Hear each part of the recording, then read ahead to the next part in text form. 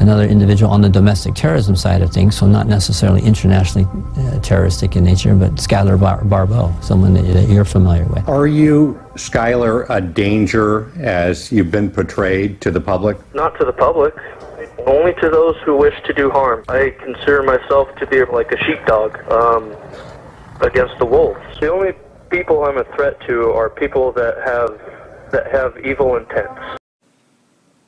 Hi everyone, I have a bulletin here from Schuyler Barbeau. It's called "Was There a Plan to Take Out Lavoy Finicum?" Date is 12/9/16. I was recently listening to the radio and the station was doing some kind of short special where they played short clips from a documentary film called The Murder of Fred Hampton. I came across the station right in the middle of it, but I heard enough to get me thinking. Fred Hampton was the chairman of the Black Panthers Party. He and other Black Panthers and some women were in a house minding their own business when Chicago law enforcement snuck up in front and back. Now the survivor's story of the raid and the law enforcement story conflict.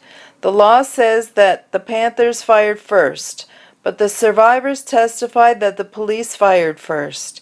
Either way, the place got shut up and Fred Hampton and others were killed. The documentary talked about how the Black Panthers' Black Power movement was gaining momentum across America, becoming dangerous politically, and it also talked about how the FBI created COINTELPRO to disrupt and dissolve movements when they became a threat. When I heard that I got to thinking, could that have happened at Malheur Wildlife Refuge in Oregon back in January 2016, when a bunch of patriots set up a protest occupation of some of the buildings there? The leaders of the protest included Lavoy Finicum and Ryan and Ammon Bundy. The Bundys, famous for standing with their father Cliven at his ranch in Nevada against hundreds of federal and local law enforcement for their heavy-handed tactics. Lavoy Finicum was a lifelong rancher from Arizona, a neighbor of Cliven, and was having problems with the federal government too.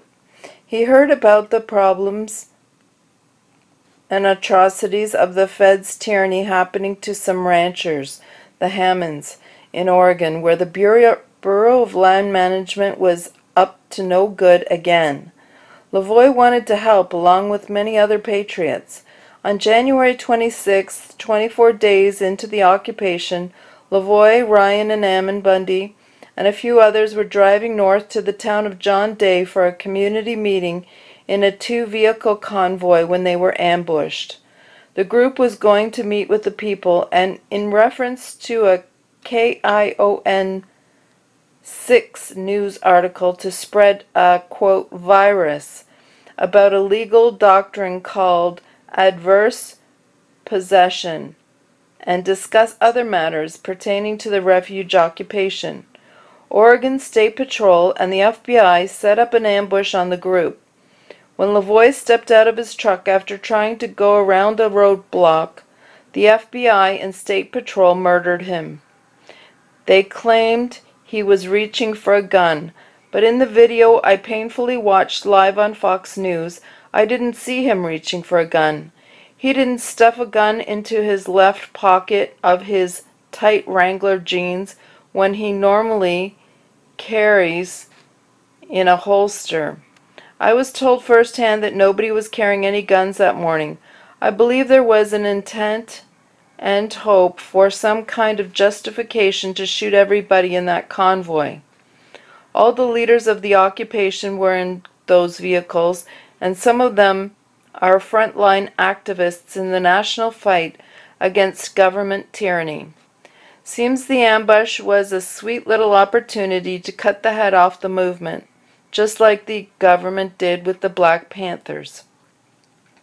The FBI didn't do the dirty deed all solo. In Oregon, with the refuge occupiers, they used the Oregon State Patrol. In Chicago, with the Black Panthers, the FBI used the Chicago Police. Maybe they do that so no one would be able to solely blame the FBI, and they could avoid public scrutiny and outrage over such an operation as COINTELPRO. So they do it as a joint operation with local law enforcement. As a benefit, local guys get good training and the experience from working with the big-time feds. The FBI and ATF worked really hard to kill the militia movement after Oklahoma City bombing and did a good job of it back in the 90s, infiltrating and entrapping militiamen with explosives, firearms, and conspiracy charges. That's exactly what's happening to me because, being a frontline activist myself, I was preparing to go down to the Malheur Wildlife Refuge in Oregon early, but the FBI set me up and arrested me before I could make it down. The FBI was probably hoping for me to put up a fight so they could justify taking me out of the fight, since I gave them notice that I would be hostile if they ever came to deprive me of my constitutionally protected rights. Something else I was thinking is, if part of the FBI's COINTELPRO is to use agitators and provocateurs to cause division and strife within our militias, and the many patriot groups to cause those militias to disband, and the patriot groups and organizations to dissolve, this is why I implore all the division, strife, and other dishonorable behaviors to stop, because it's making it easier for the government to have success.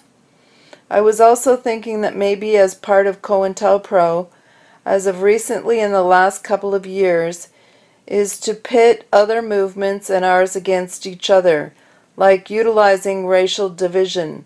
Some in the Patriot movement have tried to reach out to other movements like the Black Lives Matter and the Native American groups fight for their land rights.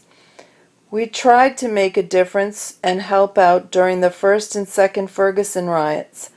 We tried to help out with the Dakota Access Pipeline protesting, and there's been other situations, but somehow there's always accusations like racism that fly and division erupts. Kind of like how the media reported that Cliven Bundy was a racist because of a comparison he made that had nothing to do with racism, but the division started anyways. The last thing the government tyrants want is Americans uniting against their tyranny. The last thing they want is movements with different agendas banding together and helping each other out. Call it controlled chaos, chaos generated and managed by the feds. When leaders become too inspirational, when the movement is against the government, when the movement gets strong, it seems the government, through the FBI, moves to take out the leaders with justification, of course. Rest in peace, Lavoy Finicum. Defender, Schuyler Barbeau. And as a side note, I heard two things. One was that there was no gun on Lavoy in his pocket. It was planted, and it wasn't even found for 3 to 6 hours after he was shot dead. But that's just what I heard. Thanks for listening. Good night.